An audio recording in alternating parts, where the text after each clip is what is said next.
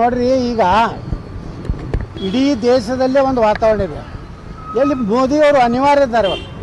ಮೋದಿಯವರನ್ನು ನಾವು ಆಯ್ಕೆ ಅಲ್ಲ, ಮೋದಿಯವರನ್ನ ಆಯ್ಕೆ ಮಾಡದಿದ್ರೆ ನಾವು ಉಳಿದಿಲ್ಲ ಅನ್ನೋಂಥ ಭಾವನೆ ದೇಶದ ಜನರಿಗೆ ಬಂದಿದೆ. ಹೀಗಾಗಿ 400 ಪಾರ ಆಗ್ತದೋ ಎಲ್ಲಿ 500ಕ್ಕೆ ಹೋಗಿ ಆಗ್ತದೋ ಗೊತ್ತಿಲ್ಲ. ಆ ರೀತಿ ವಾತಾವರಣ ದೇಶದಲ್ಲಿ. 2 ಲೋಕಸಭೆಯಲ್ಲಿ ಒಂದು ಕಡೆ ನಾಮಪತ್ರ ಸಲ್ಲಿಸೋದಿತ್ತು, ಒಂದು ಕಡೆ ವಿಶ್ವೇಶ್ವರ ಹೆಗಡೆಯವರ ಕಾರ್ಯಕರ್ತರ ಸಭೆಯಲ್ಲಿ ಭಾಗವಹಿಸಿದ್ದೆ.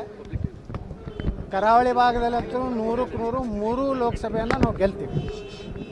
ದಕ್ಷಿಣ ಕನ್ನಡ, ನಮ್ಮ ಉಡುಪಿ ಚಿಕ್ಕಮಗಳೂರು, ಉತ್ತರ ಕನ್ನಡ, ಇಡೀ ಕರ್ನಾಟಕದಲ್ಲಿ ನರೇಂದ್ರ ಮೋದಿಯವರ ಬಗ್ಗೆ ಭಾರತೀಯ ಜನತಾ ಪಾರ್ಟಿ ಈ ದೇಶಕ್ಕೆ ಅನಿವಾರ್ಯ ಮತ್ತು ಅವಶ್ಯ ಅನ್ನೋಂಥದ್ದು ಸಾಮಾನ್ಯ ಮತದಾರರಿಗೂ ಅನಿಸಿದೆ. ಅದರಲ್ಲಿ ವಿಶೇಷವಾಗಿ ನಮ್ಮ ಕಾರ್ಯಕರ್ತರು ಸಹ ಎಷ್ಟೇ ಅವರಲ್ಲಿ ಮನಸ್ಸಿನಲ್ಲಿ ಕೆಲವೊಂದು ವಿಚಾರದಲ್ಲಿ ಅಸಮಾಧಾನ ಇದ್ದರೂ ಸಹ ದೇಶದ ಹಿತದೃಷ್ಟಿಯಿಂದ ಎಲ್ಲರಿಗೂ ಒಕ್ಕಟ್ಟಾಗಿ ಒಂದಾಗಿ ನಾವು ಅಭ್ಯರ್ಥಿಗಳ ಮುಖ ನೋಡುವುದಿಲ್ಲ.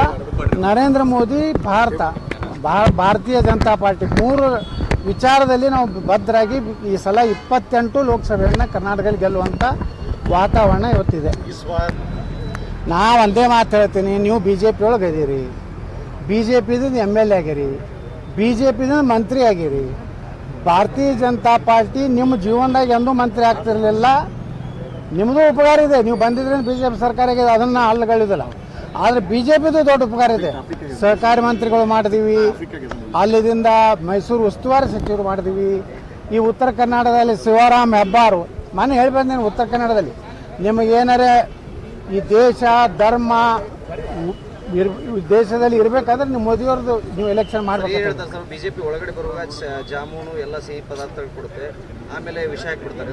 ಯಾರು ವಿಷ ಹಾಕಿಲ್ರಿ? ವಿಷ ಹಾಕಿದ್ರೆ ಸತ್ತು ಹೋಗ್ತಿದ್ರಲ್ಲ ಅವ್ರು. ಜೀವಂತ ಹೆಂಗಿರ್ತಾರೆ? ವಿಷ ಹಾಕಿದವರು ಸತ್ತು ಹೋಗ್ತಾರೇನು?